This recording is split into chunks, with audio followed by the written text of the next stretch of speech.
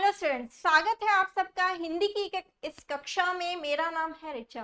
आज हम डिस्कस करेंगे हिंदी एलाइड के मेन पेपर के इम्पॉर्टेंट क्वेश्चंस के बारे में कि किस तरह का क्वेश्चन पेपर आता है, कैसे कैसे क्वेश्चन पूछे जाते हैं और हिंदी व्याकरण के किस किस टॉपिक के क्वेश्चन यहाँ पे पूछे जाते हैं। तो बिना किसी देरी के हम लोग टॉपिक शुरू करते हैं और इस वीडियो को लाइक और शेयर करना बिल्कुल ना भूलें। तो पहला है मुंह की खाना। तो मुंह की खाना, इसमें हमें मुहावरे का अर्थ बताना है, ऐसे वाक्य प्रयोग करना है हमें ताकि उस मुहावरे का अर्थ निकल जाए। तो मुंह की खाने का मतलब क्या होता है? हार जाना।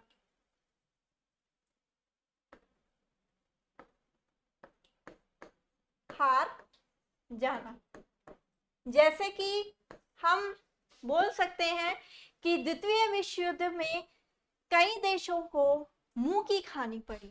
मतलब कि इसको इस तरह से सेंटेंस में प्रयोग करना है कि उसका अर्थ हमें पता लग जाए कि क्या बोलना चाहते हो।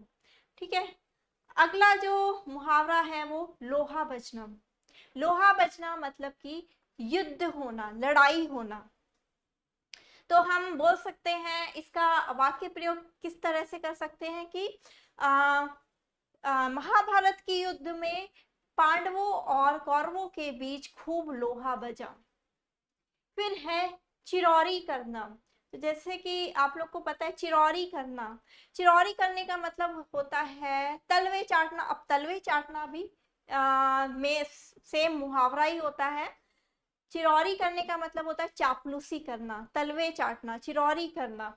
तो इसको सेंटेंस में हम किस तरह से बनाएंगे कि रमेश नौकरी पाने के लिए लोगों की चिरौरी करता रहता है या चिरौरी करता फिरता है, चापलूसी करता रहता है। मतलब कि उन लोगों के बारे में खूब मीठी मीठी बातें करता है, ठीक है, ताकि उसको नौकरी मिल जाए। फिर ये हमारा दूसरा मुहावरा है झक मारना। तो झक मारना बहुत ही सिंपल, आप लोगों ने कई बार अपने बातचीत में सुना होगा या कहा होगा, झक, अरे तुम क्या झक मारते रहते हो। झक मारना मतलब कि समय व्यर्थ करना, समय खराब करना, नष्ट करना। तो इतनी पढ़ाई लिखाई करने के बाद भी राम झक मारता रहता है, मतलब कि अपना समय व्यर्थ करता है, नौकरी नहीं करता कोई। बलियो उछलना। बलियो उछलना मतलब कि खूब खुशी होना, खूब ज्यादा प्रसन्नता होना। मैं साथ के साथ लिख देती हूँ ताकि आप लोग को सही लगे। खुश होना,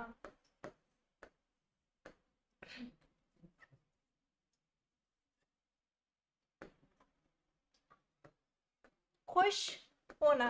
तो इसका हम वाक्य में प्रयोग कैसे करेंगे कि काफी दिन बाद मैं अपने गांव गई तो मेरा मन बलियों उछलने लगा। मतलब कि मेरा मन जो है प्रफुल्लित हो गया, खुश हो गया। पारा उतरना। पारा उतरने का मतलब क्या होता है? गुस्सा शांत हो जाना, गुस्सा खत्म हो जाना। तो उसको अपने पैसे, मान लो कोई रोहन नाम का लड़का है, रोहन को अपने पैसे मिलते ही उसका पारा उतर गया, या माफी मांगते ही उसका पारा उतर गया, उसका गुस्सा शांत हो गया। छाती पर मूंग दलना। तो ये हमारा लास्ट मुहावरा है।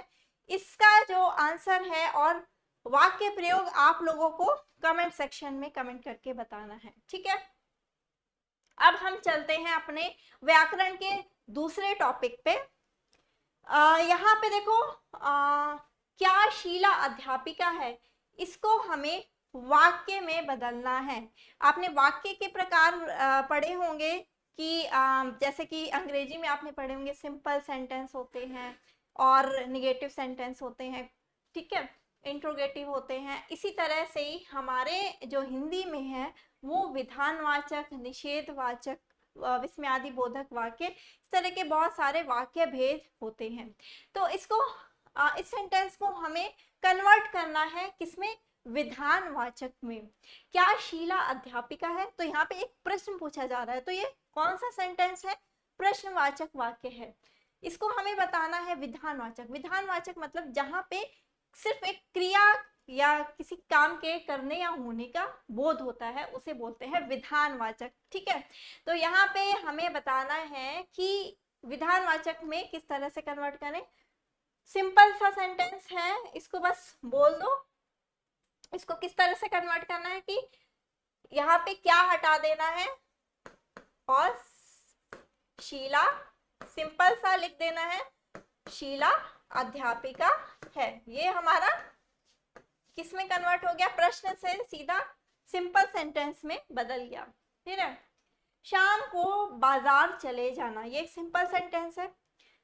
यहाँ को हमें निषेधवाचक वाक्य में बदलना है, इसको निगेटिव सेंटेंस से बदलना है। निषेध का मतलब होता है मना। जैसे कि आपने कई सार्वजनिक स्थलों पे पढ़ा होगा कि सिगरेट बीड़ी का प्रयोग करना निषेध है, फूल तोड़ना निषेध है। तो इसी तरह से यहाँ पे हमें नहीं लगाना है, तो यहाँ पे हम लगाएंगे क्या, शाम को बाजार नहीं जाना। ठीक है, चले जाना की जगह हम लिख देंगे नहीं जाना। ठीक है, तो नहीं जाना से क्या हो जाएगा, ये निषेधवाचक वाक्य में बदल जाएगा, या हम बोल सकते हैं मत जाना। ठीक है, फिर है आज धूप नहीं निकलेगी, इसको हमें संदेहवाचक वाक्य में बदलना है। संदेहवाचक वाक्य ऐसे वाक्य होते हैं जिनमें कुछ होने का संदेह हो। तो हम किस तरह से कन्वर्ट कर सकते हैं इसको, शायद, शायद आज धूप नहीं निकलेगी।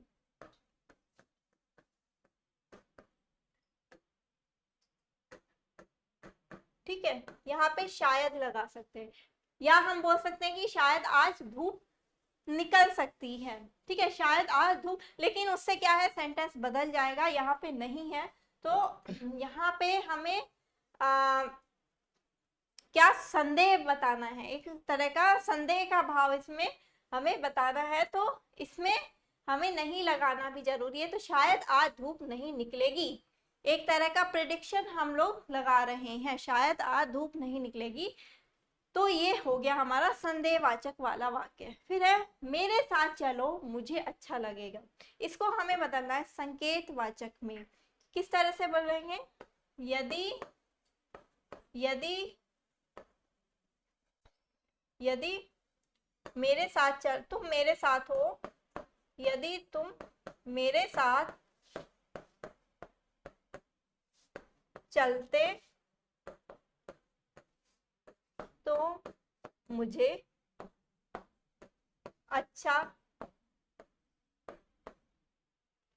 लगेगा। यदि तुम मेरे साथ चलोगे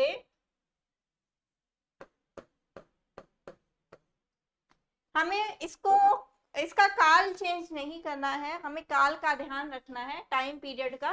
ठीक है, यदि तुम मेरे साथ चलोगे तो मुझे अच्छा लगेगा। तो यहाँ पे एक संकेत दिया जा रहा है। ठीक है, तो इस तरह से हमें कोई सेंटेंस कन्वर्ट करना है। आपको खेल देखने जरूर आना है, तो इस सेंटेंस को हमें सिंपल सेंटेंस में बदलना है, विधिवाचक वाक्य में बदलना है। इसका आंसर आप मुझे कमेंट सेक्शन में कमेंट करके बताएं। फिर आते हैं हम अपने विशेषण वाले टॉपिक पे। अब आपको पता है कि कई शब्द ऐसे होते हैं जो संज्ञा से भाववाचक संज्ञा में बनते हैं, कई होते हैं जो विशेषण से संज्ञा में बनते हैं, और ये सारे शब्द जो हैं वो संज्ञा है, इनको हमें विशेषण बताना है। ठीक है, इन शब्दों को हमें विशेषण में उतारना है।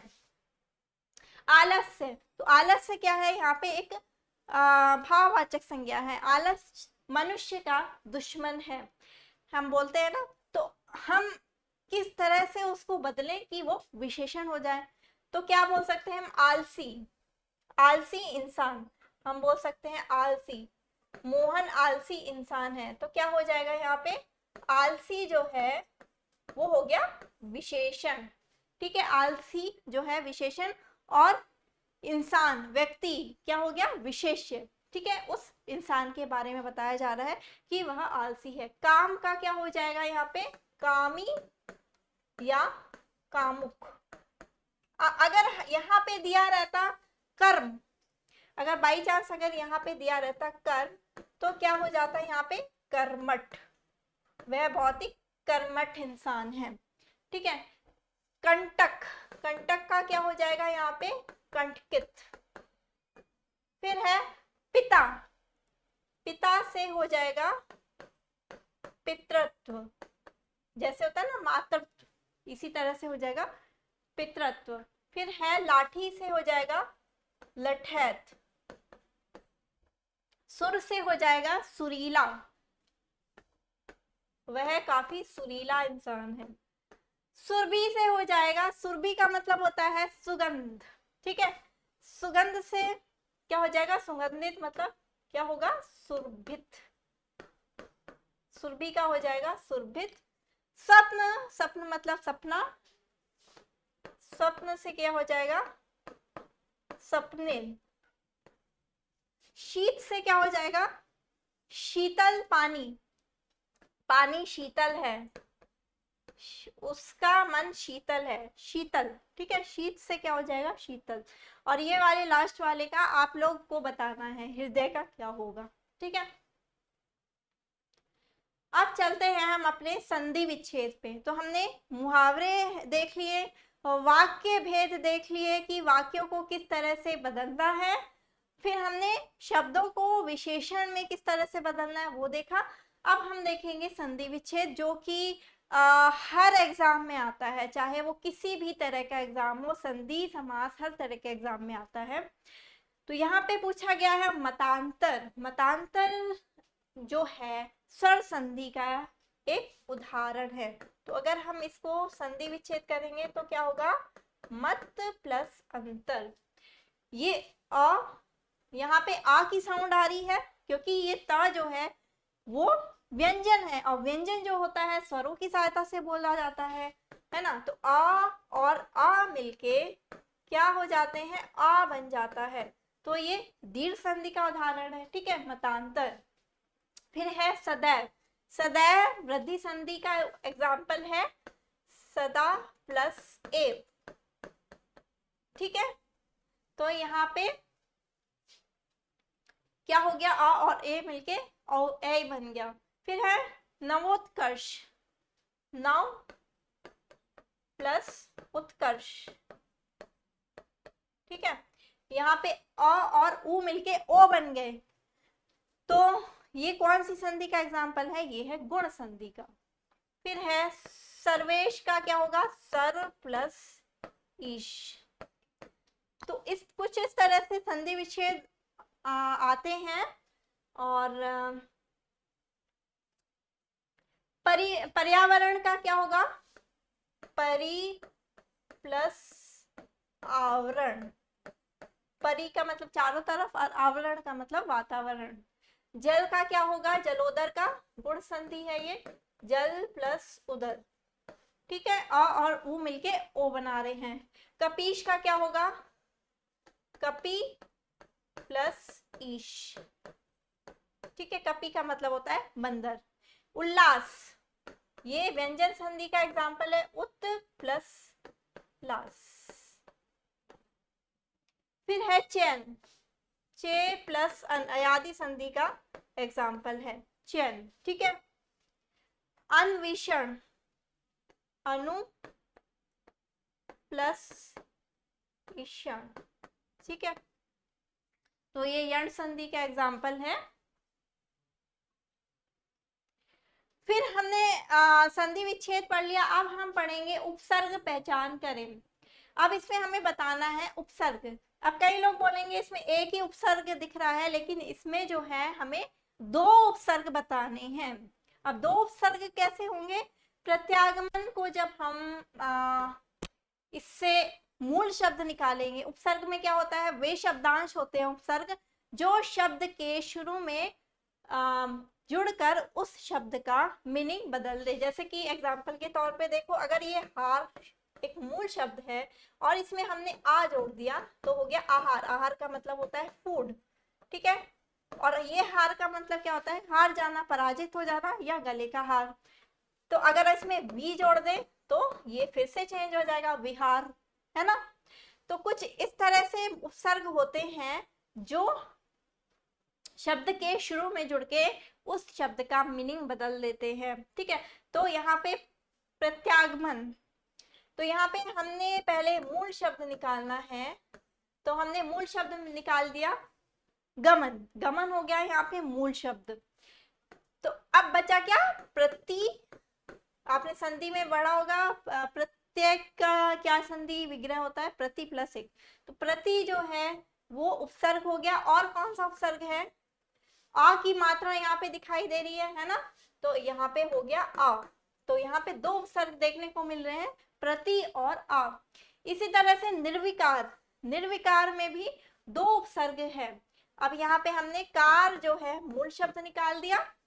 कार का मतलब यहाँ पे वो गाड़ी वाला कार नहीं है, कार का मतलब होता है यहाँ पे क्रिया, कर्ता, करने वाला, ठीक है। तो यहाँ पे हो गया निर, ठीक है। और क्या हो गया, कौन सा उपसर्ग हो गया, वी, ठीक है। तो यहाँ पे निर और वी जो है उपसर्ग जुड़ के क्या बना रहे हैं, निर्विकार। फिर आते हैं हम किस पे, समानुपात पे। तो यहाँ पे मूल शब्द हमने निकाल दिया पात, ठीक है। तो बचा क्या हमारे पास, सम, सम। और क्या बचा हमारे पास, अनु, ठीक है, सम अनुपात, ठीक है। तो यहाँ पे हमें मूल शब्द पहले निकालने हैं ताकि हमें पता चले कि कौन से उपसर्ग यहाँ पे जुड़े हुए हैं। अब जैसे ये है सदाचार में, चार जो है हमने निकाल दिया मूल शब्द, तो बचा क्या हमारे पास, सद, ठीक है। और क्या बचा, और आ, ठीक है। तो यहाँ पे ये मूल शब्द हैं, ठीक है। तो सुविख्यात का जो आपने ये कमेंट सेक्शन में बताना है कि किस तरह से उपसर्ग इसका अलग होगा और मूल शब्द किस तरह से बनाया जाएगा, ठीक है। आई होप आप लोग को ये वीडियो अच्छा लगा होगा, तो इसको लाइक करना ना भूलना। और मैं आप लोग को बताना चाहती हूँ वीडियो खत्म करने से पहले कि हमारा एचपी पटवारी का ऑनलाइन बैच 4 11 सितंबर से शुरू हो रहा है। तो आप इसको परचेज करने के लिए निम्बस करियर ऐप डाउनलोड कर सकते हो, जिसका लिंक डिस्क्रिप्शन में दे रखा है। इसके अलावा हमारा एचपी पुलिस कांस्टेबल का ऑनलाइन बैच 14 सितंबर से शुरू हो चुका है। और हमारा हिमाचल जीके, जिसमें आपको हिमाचल जीके की कंप्लीट जानकारी मिलेगी, उसका बैच भी शुरू हो रहा है, ठीक है। इसमें आपको वीडियो लेक्चर्स, पीडीएफ नोट्स और टेस्ट सीरीज मिलेगी। तो हिमाचल जीके भी एक इम्पॉर्टेंट टॉपिक है, क्योंकि हर एग्जाम में हिमाचल का जीके पूछा जाता है। इसके अलावा हमारा है एचपी हाई कोर्ट क्लर्क का ऑनलाइन बैच, जो कि पहला बैच है, वो शुरू हो रहा है 21 सितंबर से, जो आपको अभी 50% डिस्काउंट में मिलेगा, ठीक है। तो इन सब को परचेज करने के लिए आप लोग को सेम प्रोसेस फॉलो करना पड़ेगा। या तो इस नंबर पे कॉल कर सकते हो या निम्बस करियर ऐप डाउनलोड कर सकते हो, जिसका लिंक डिस्क्रिप्शन में दे रखा है। आप हमें इंस्टाग्राम पे फॉलो कर सकते हो, टेलीग्राम पे ग्रुप बना हुआ है, ज्वाइन कर सकते हो। और कुछ भी पूछताछ हो तो इस नंबर पे कांटेक्ट कर सकते हो। Thank you so much.